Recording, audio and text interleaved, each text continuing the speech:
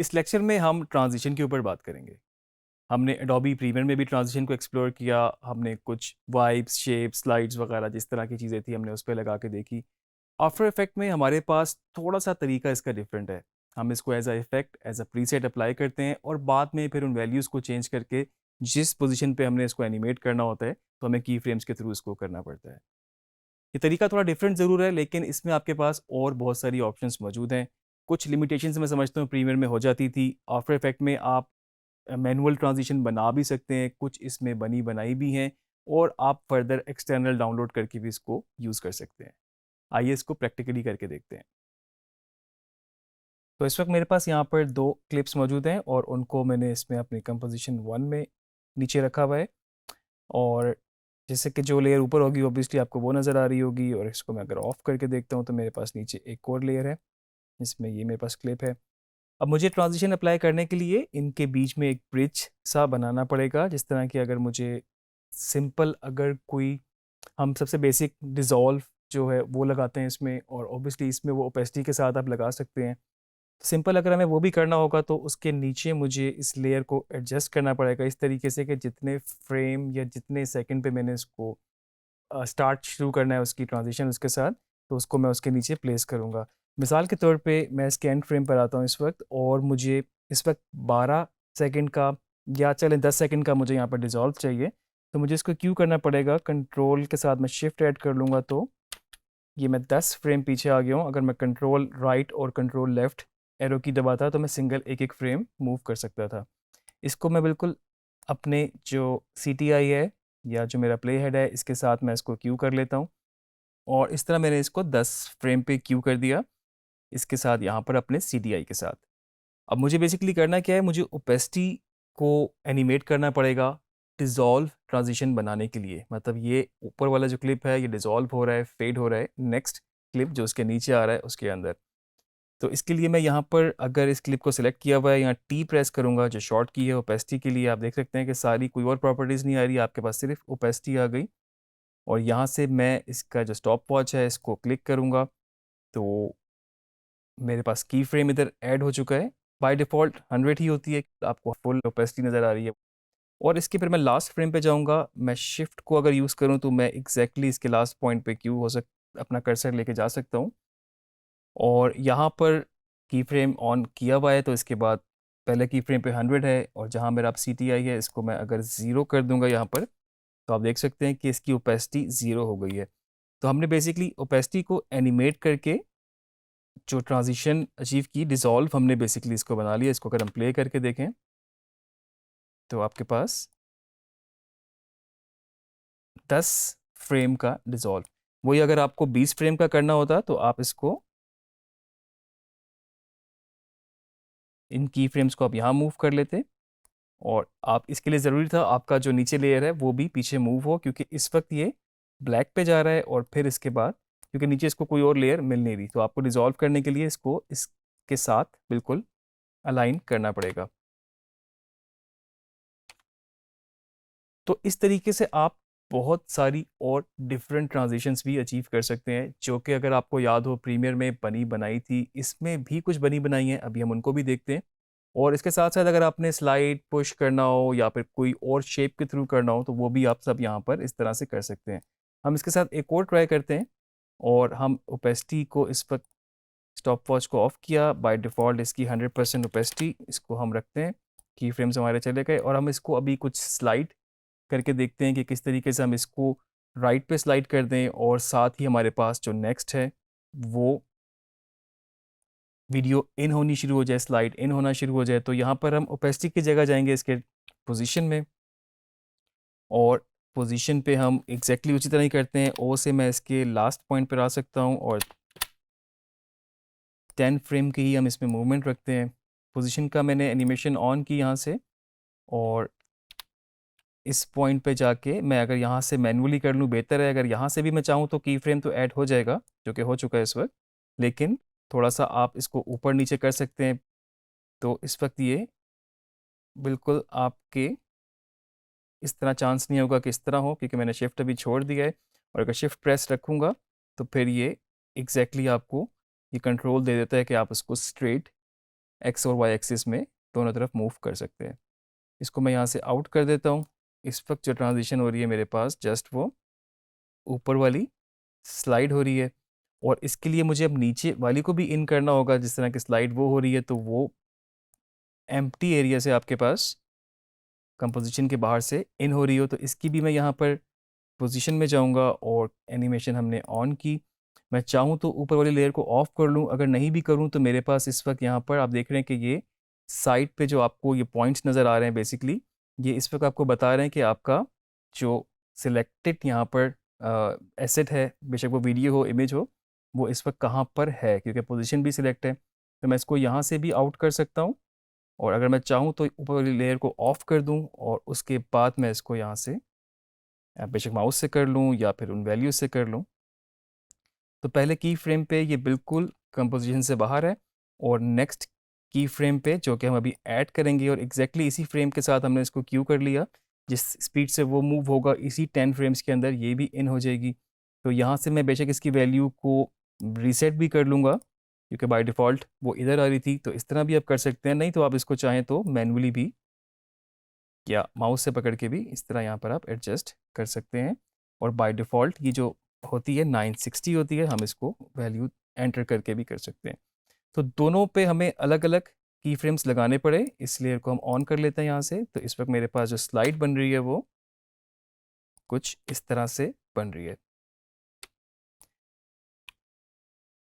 तो इस तरीके से आप बहुत बेसिक ट्रांजिशंस बना सकते हैं। अब आप सोच सकते हैं कि अगर हमने सिर्फ पोजीशन को या फिर हमने ओपेसिटी को एनिमेट किया है, तो हम स्केल को, रोटेशन को भी एनिमेट करके और क्रिएटिवली बहुत ज़बरदस्त चीज़ें बना सकते हैं।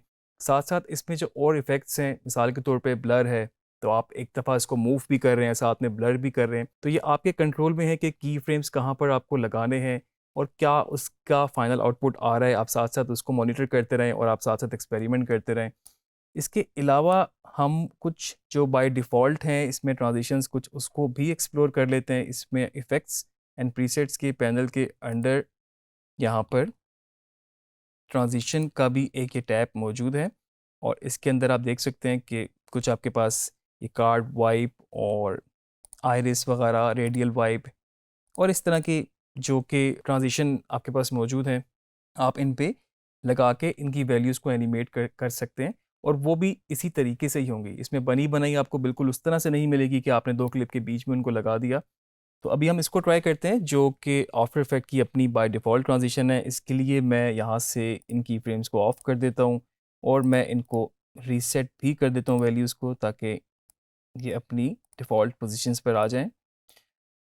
ऊपर वाली लेयर पे ट्राई करते हैं। इनमें से हम सीसी जॉस को देखते हैं। इसको पकड़ के ड्रैग करेंगे। ऑब्वियसली प्रीमियर की तरह आपके पास वो कंट्रोल नहीं है कि आपने क्लिप के बीच में या फिर सेंटर पॉइंट या फिर आउट पॉइंट पे आपने लगा दिया दो क्लिप के बीच में। तो आपको जस्ट एज अ इफ़ेक्ट की तरह ही इसको अप्लाई करना होगा। आप इसको अगर सिलेक्टेड लेयर थी डबल क्लिक भी करेंगे तो वो इस पर अप्लाई हो जाएगा। और ये कंफर्म करने के लिए कि ये इस पर लग चुका है, आपके पास इफ़ेक्ट कंट्रोल के अंदर इसकी प्रॉपर्टीज़ आ जाएंगी, और आपके पास फर्दर जो है उसका नाम के साथ भी चीज़ें मेंशन हो जाएंगी, और मल्टीपल लगती जाएंगी इफ़ेक्ट्स वगैरह भी, वो भी आपके पास यहाँ पर इफ़ेक्ट कंट्रोल में आपको नज़र आ जाएगा। तो आप देख सकते हैं कि इसमें जितनी भी प्रॉपर्टीज़ हैं उन सब के साथ आपके पास यहाँ पर वो स्टॉप वॉच मौजूद है, जिसका मतलब यही है कि आप अपनी एनिमेशंस यहाँ पे कर सकते हैं, की फ्रेम्स को एनिमेट कर सकते हैं, इनकी वैल्यूज़ को आप मॉडिफाई कर सकते हैं।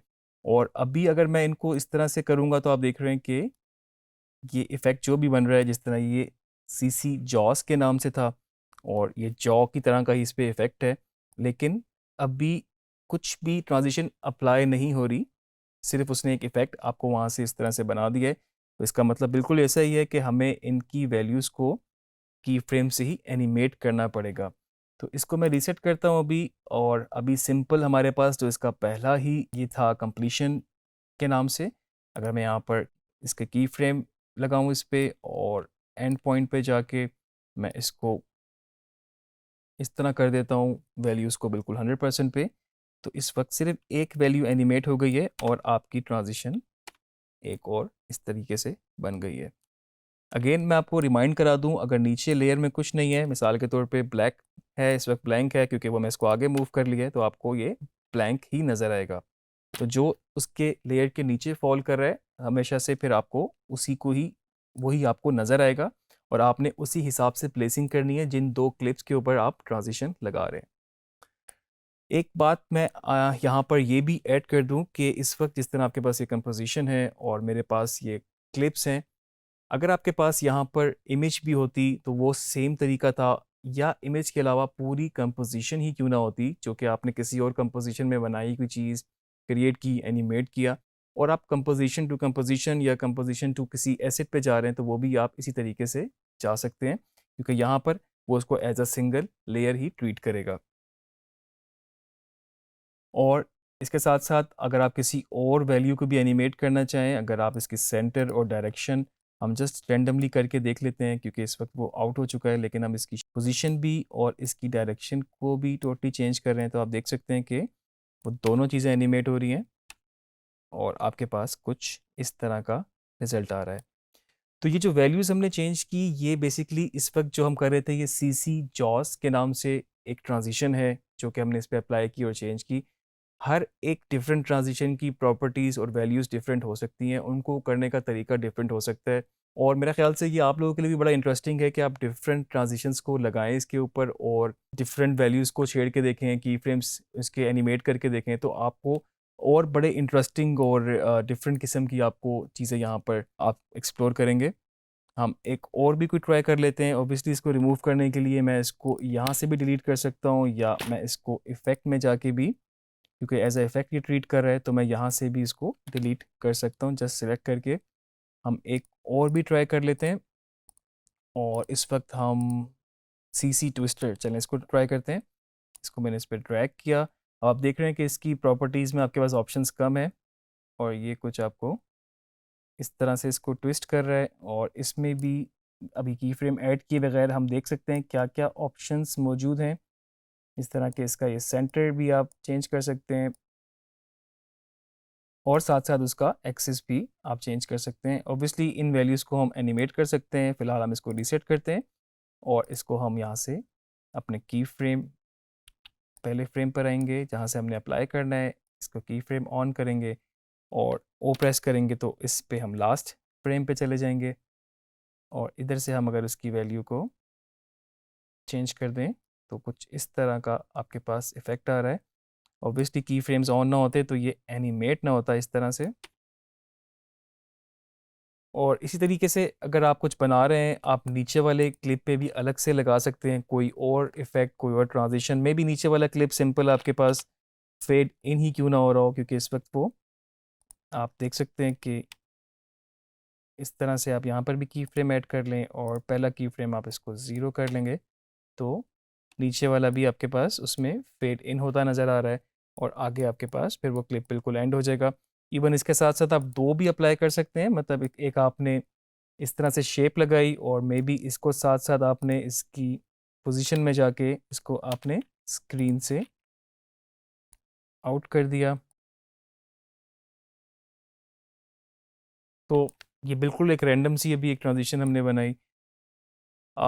अगर आप थोड़ा सा वीडियोस को देखें तो आजकल रोटेट भी, डिस्टॉर्ट भी, और साथ में जूम इन भी हो रहा है, कुछ पोजीशन भी, तो बहुत सारी चीज़ें मिक्स होके चीज़ें बन रही होती हैं। प्रीसेट्स की अगर हम बात करें तो ट्रांजिशंस के कुछ प्रीसेट्स भी आपको बने बनाए मिल जाते हैं, जिसको आप जस्ट एक प्रीसेट अप्लाई करेंगे और आपके पास 3-4 मल्टीपल उसमें इफ़ेक्ट्स होंगे, और जिसकी वजह से एक स्पेसिफिक एक ट्रांजिशन या फिर एक लुक आपको अचीव हो रही होगी। वो प्रीसेट्स भी आप डाउनलोड कर सकते हैं। इन ट्रांजिशन को यूज़ करते हुए भी आप बहुत ज़्यादा क्रिएटिव चीज़ें बना सकते हैं, और आप साथ साथ इन मैनुअली वैल्यूज़ को भी, जो कि हम यहाँ पर पोजीशन बेसिक प्रॉपर्टीज़ जो होती हैं ट्रांसफॉर्म की, वहाँ से भी हम उसको एनिमेट करके डिफरेंट ट्रांजिशंस अचीव कर सकते हैं। इसकी प्रैक्टिस ज़रूर करें, इसमें आपको काफ़ी मज़ा भी आएगा, क्योंकि इसमें आप अपने क्लिप्स को, तस्वीरों को, किसी भी तरह के एसेट को आप उसके साथ प्ले अराउंड कर सकते हैं। तो इसकी प्रैक्टिस करें, और बाकी लेक्चर्स में और चीज़ों के ऊपर बात करते हैं फिर।